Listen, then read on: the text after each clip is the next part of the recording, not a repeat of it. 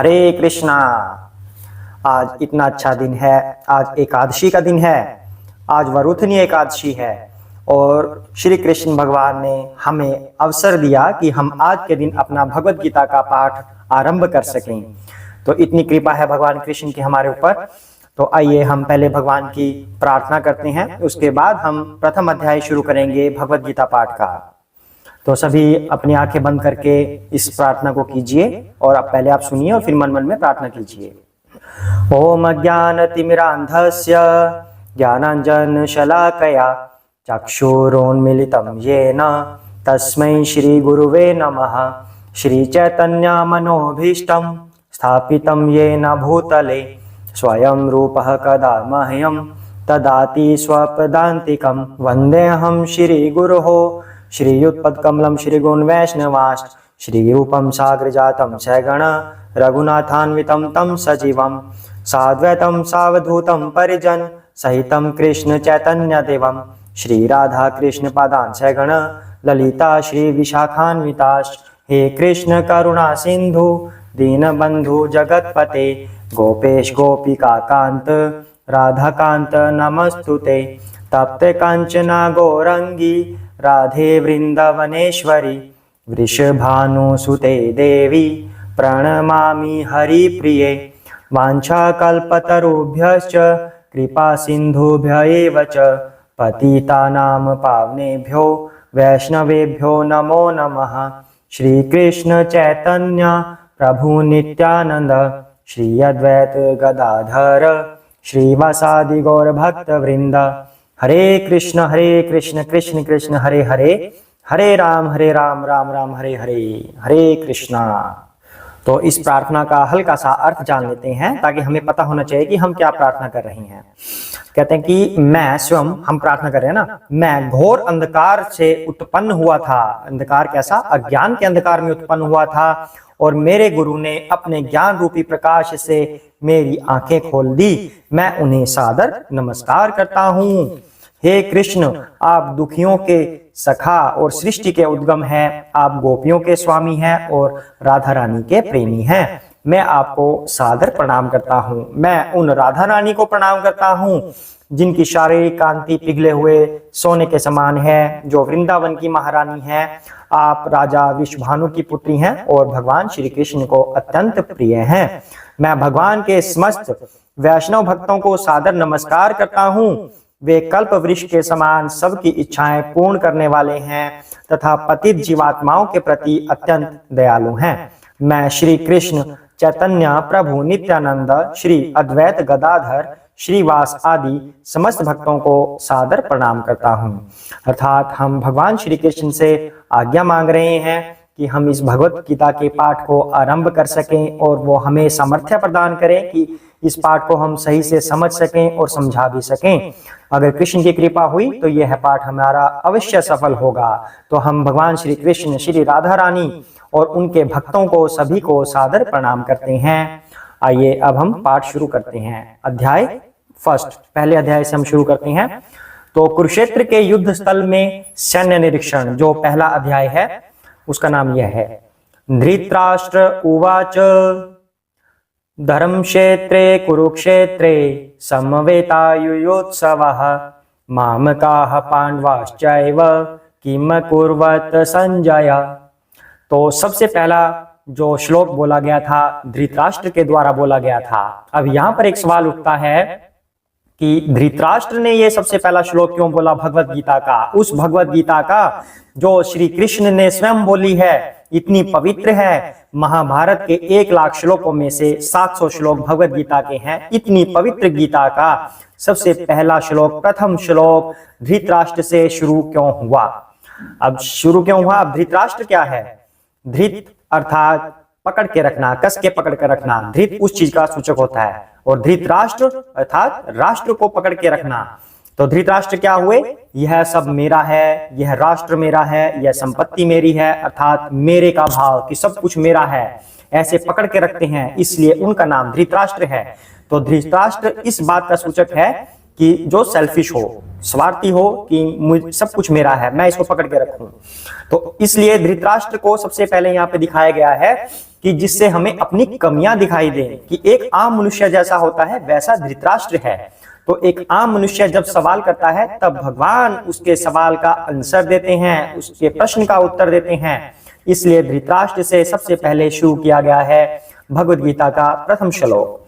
तो धृतराष्ट्र ने कहा, हे संजय, धर्म भूमि कुरुक्षेत्र में युद्ध की इच्छा से एकत्र हुए मेरे तथा पांडु के पुत्रों ने क्या किया। अब ये पहला श्लोक जब इसका मीनिंग हमने देखा तो क्या पता चलता है धृतराष्ट्र की बुद्धि कैसी है। कहते हैं कि हे संजय, सबसे पहले तो संजय से क्यों पूछ रहे हैं, क्योंकि जो संजय के गुरु थे व्यासदेव जी, उन्होंने संजय को एक दिव्य दृष्टि प्रदान की थी कि वो धृतराष्ट्र को ये सारा का सारा वृतांत देखकर सुना सकें। देखकर अर्थात दिव्य दृष्टि से देखकर कि युद्ध भूमि में क्या हो रहा है। अब धृतराष्ट्र तो अंधे थे, तो वो कैसे देखते ये सब कुछ।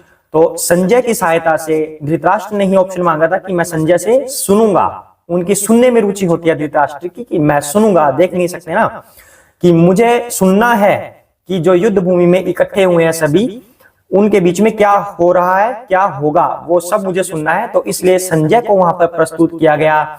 तो उनके गुरु जी ने, व्यासदेव जी ने संजय को एक दिव्य दृष्टि प्रदान की, जिसमें से वो देखकर युद्ध का वृतांत सुना सकें।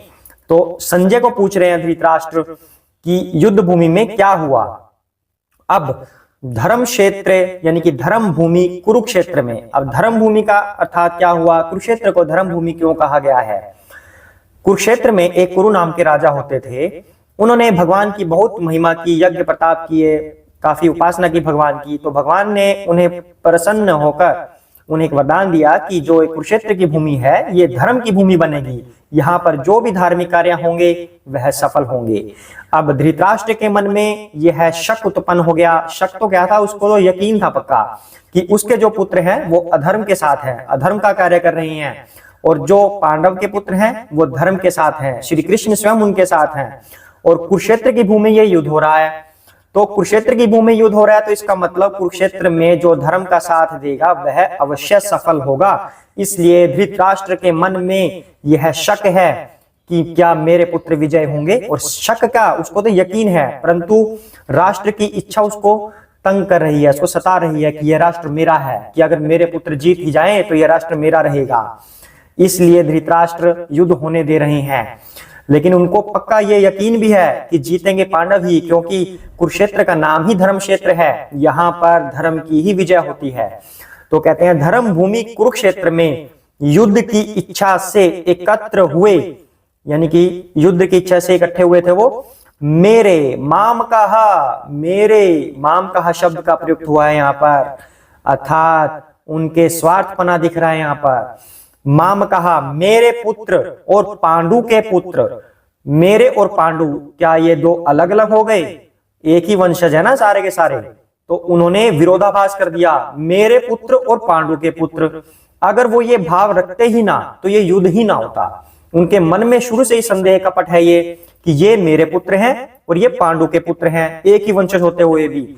अगर वो ये भेद ना रखते तो पांडवों में जो सबसे बड़े युधिष्ठिर जी, उनको राजा बना दिया जाता और बात खत्म हो जाती, कोई युद्ध होता ही ना। पर उस राष्ट्र की लालसा ने, गद्दी की लालसा ने यह युद्ध करवाया और दोनों को अलग अलग बोल दिया। माम कहा, मेरे पुत्र और पांडु के पुत्र। इतना कपट मन में भरा हुआ है। कहते हैं कि दोनों के बीच में क्या हुआ, इन्होंने क्या किया युद्ध में, तो इतना कपट था। तो ये धृतराष्ट्र के सवाल थे। प्रथम श्लोक अब यहां पर पूर्ण होता है, धृतराष्ट्र ऐसे बोल रहे हैं।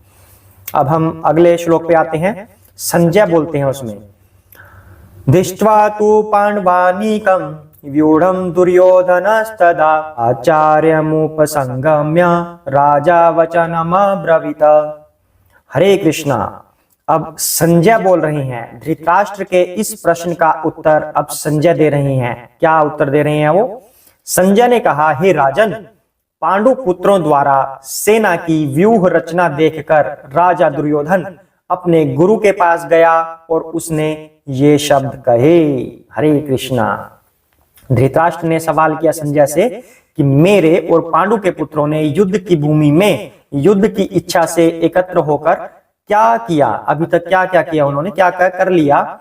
थोड़ा सा हल्का सा पास्ट पूछ रहे हैं कि क्या किया। नहीं तो उन्हें पूछना चाहिए था कि क्या हो रहा है, क्या किया था, अभी तक क्या हो गया। तो अब वो सेना की व्यू रचना बताएंगे अब संजय कि दुर्योधन आए, किसके पास आए, अपने गुरु द्रोणाचार्य जी के पास आए। सबसे पहले द्रोणाचार्य जी के पास आए और उसने ये शब्द कहे, क्या शब्द कहे, पश्याताम पांडु पुत्राणामाचार्य महतीम च मुम व्यूढ़ाम द्रुपद पुत्रेण तव शिष्येण धीमता। हे आचार्य, पांडु पुत्रों की विशाल सेना को देखें जिसे आपके बुद्धिमान शिष्य द्रुपद के पुत्र ने इतने कौशल से व्यवस्थित किया है। कौन बोल रहा है ये बात? दुर्योधन बोल रहा है। किसको बोल रहा है? अपने गुरु द्रोणाचार्य को बोल रहा है। लेकिन ये बता कौन रहा है? संजय बता रहे हैं। संजय बता रहे हैं, किसे बता रहे हैं? धृतराष्ट्र को, कि दुर्योधन अपने गुरु द्रोणाचार्य के पास आए और उसने ये शब्द कहे। अब ये शब्द क्यों कहे?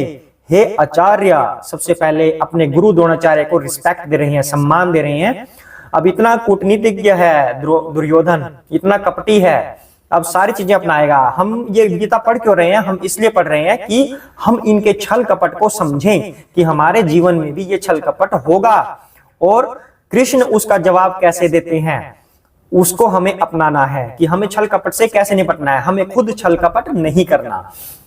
तो दुर्योधन का छल कपट देखिए, सबसे पहले अपने आचार्य के पास जाते हैं, गुरु द्रोणाचार्य के पास। और जाते क्यों हैं? कोई रिस्पेक्ट करने नहीं जाते, डर के मारे जा रहे हैं। जब इतनी सारी व्यू रचना देखी पांडवों की सेना की, डर के मारे जा रहे हैं गुरु द्रोणाचार्य के पास। कहते हैं, हे आचार्य, पांडु पुत्रों की विशाल सेना देखिए, भयभीत हो गए, जिसे आपके बुद्धिमान शिष्य द्रुपद के पुत्र ने इतने कौशल से व्यवस्थित किया है। क्या किया इन्होंने? टोंट मारा, ताना मारा अपने गुरु द्रोणाचार्य को। क्यों मारा? कहते कि आपके बुद्धिमान शिष्य। कौन है उनके बुद्धिमान शिष्य? द्रुपद का पुत्र। अब ये इसके पीछे क्या कहानी है? जो द्रुपद है और गुरु द्रोणाचार्य हैं, ये दोनों एक साथ गुरुकुल में पढ़ते थे। जब इनकी पढ़ाई पूरी हुई तो जाते हुए द्रुपद ने द्रोणाचार्य को ऐसा विश्वास दिलाया कि हे मेरे मित्र, हम दोनों एक दूसरे के मित्र हैं, कभी भी तुम्हें भविष्य में मेरी जरूरत पड़े तो मेरे पास आ जाना, हिचकिचाना मत, मैं तुम्हारा मित्र हूं, मैं तुम्हारी सहायता करूंगा। तो द्रोणाचार्य और वो अलग अलग हो गए। द्रोणाचार्य एक ब्राह्मण थे, ट्रू ब्राह्मण थे, पवित्र ब्राह्मण थे बिल्कुल। और जो द्रुपद थे उन्होंने राजभार संभाल लिया, तो वो राजा बन गए। द्रोणाचार्य बहुत ही गरीब थे। जब वो इतने गरीब थे कि अपने बच्चे को दूध भी नहीं पिला सकते थे, तो बार बार दूध मांगते थे। वो, उनका काम मांगना ही होता था, ब्राह्मण का कार्य मांगना होता है, मांग कर ही वो गुजारा करते हैं। तो किसी ने तंग आकर उनके पुत्र जो अश्वत्थामा है उनको चूने का पानी पिला दिया। जब चूने का पानी पिलाए, कहते हैं कि तुम्हें दूध पसंद है, ये लो दूध पी लो। अब वो तो बच्चे थे उस टाइम, तो दूध समझकर चूने का पानी पी लिया। जब गुरु द्रोणाचार्य को इस बात का पता चला कि मेरे बच्चे को दूध की जगह चूने का पानी पिला दिया, तो बहुत निराश हुए वो। उनको लगा कि इतनी गरीबी कि मैं अपने बच्चे को दूध भी नहीं पिला सकता। तो उन्हें याद आया कि राजा द्रुपद थे जो मेरे सहपाठी थे, उन्होंने मुझे जाते हुए कहा था कि जब भी तुम्हें कभी आवश्यकता पड़े मेरे पास आ जाना, मैं तुम्हारी सहायता अवश्य करूंगा। तो गुरु द्रोणाचार्य कहां पर गए? द्रुपद के पास गए। द्रुपद को याद दिलाया, प्रणाम किया कि मैं तुम्हारा सखा हूं, वही मित्र हूं जो हम इकट्ठे पढ़ते थे। तो द्रुपद पलट गए अपनी बात से, कहते कि तेरी मेरी क्या यारी, बराबर, ये तो मित्रता तो बराबर वालों में होती है। उसको धुक्कार दिया। अब गुरु द्रोणाचार्य को आया गुस्सा कि ये कैसे हुआ। तो गुरु द्रोणाचार्य ने कौरवों को और पांडवों को शिक्षा दी, इतनी शिक्षा दी उन्हें कि द्रुपद से बदला ले सके। तो जब उनको शिक्षा दे दी, पहले भेजा कौरवों को कि उसको पकड़ कर लाओ। अब द्रुपद इतना शक्तिशाली कि कौरवों को मार पीट कर भेज दिया। मार पीट कर भेज दिया तो फिर उन्होंने पांडवों को भेजा, तो पांडव उनको बंदी बनाकर लेकर आए। द्रुपद को बंदी बनाया और गुरु द्रोणाचार्य के शरण में डाल दिया। गुरु द्रोणाचार्य ने क्या किया? अपना बदला लेने के लिए कह दिया कि जाओ, तुम्हें मैंने जीवन दान दिया। अब एक क्षत्रिय के लिए डूब जाने की बात है, अगर कोई उसे बंदी बना ले और प्राण दंड ना दे, उसे छुटकारा दे दे, दान में दे दी तेरा जीवन तो हमने। तो द्रुपद के साथ ऐसा ही हुआ। अब द्रुपद को आ गया गुस्सा। द्रुपद को इतना गुस्सा आ गया तो उसने सोचा कि मुझे अब इसका बदला लेना होगा, इसने तो मेरा जीवन निरर्थक कर दिया, या तो मुझे मार ही देता इससे अच्छा, पर ये तो इंसल्ट हो गई बहुत बड़ी। द्रुपद ने यज्ञ किया और धृष्टद्युम्न और द्रौपदी को प्राप्त किया। क्यों प्राप्त किया था धृष्टद्युम्न को? कि इस गुरु द्रोणाचार्य की हत्या करनी है, इसको मारना है, तब मेरा बदला पूरा होगा। तो वही धृष्टद्युम्न गुरु द्रोणाचार्य के पास शिक्षा लेने के लिए चले गए। हालांकि गुरु द्रोणाचार्य को पता था कि ये मुझे मारेगा भविष्य में, पर वो फिर भी अपने कर्तव्य से विहीन नहीं होते। उन्हें पता है कि मेरा यह कर्तव्य है कि जो मेरी शरण में आया उसको मुझे शिक्षा देनी ही पड़ेगी। वो एक महान ब्राह्मण थे, आदर्श ब्राह्मण थे, अपने आदर्शों पर चलते थे। ये महाभारत का युद्ध हुआ ही इसलिए था क्योंकि जो उनके बुजुर्ग थे सभी कौरवों के, पांडवों के, वो अपने अपने आदर्शों पर चल रहे थे, अपने कर्तव्यों का पालन कर रहे थे। वो उनसे विमुख नहीं हो सकते थे। जुबान की वैल्यू थी उस टाइम पर, तो वो मुकर नहीं सके, इसलिए धर्म का साथ देना पड़ा था। पर हालांकि यह गलत था, श्री कृष्ण की नजरों में यह गलत था, उन्हें धर्म का साथ देना था, पर उन्हें लगा कि हमें अपने कर्तव्य का पालन करना है, वही सही है। तो कहां पर बात आ रही थी कि गुरु द्रोणाचार्य ने धृष्टद्युम्न को प्रशिक्षित किया, उनको पूरी शिक्षा दी, हालांकि पता होते हुए कि यह मुझे मारेगा। तो उनको शिक्षित कर दिया, तो वो भी ताकतवर हो गया। तो उसके ऊपर कटाक्ष करते हुए दुर्योधन भी ये बात कह रहे हैं कि आपके प्रिय शिष्य जो द्रुपद का पुत्र है उसने यह व्यू रचना की है। ताना मार रहे हैं यहाँ पर। देख लीजिए दुर्योधन कैसे कैसे कपट कर रहा है। अब दुर्योधन आगे भी और कपट करेगा। आज के लिए इतना ही करते हैं। हरे कृष्णा, सभी साथ में बोलेंगे। जय श्री कृष्ण चैतन्य प्रभु नित्यानंद, श्री अद्वैत गदाधर श्री वसादि गौर भक्त वृंदा। हरे कृष्ण कृष्ण कृष्ण हरे हरे, हरे राम राम राम हरे हरे, हरे कृष्णा।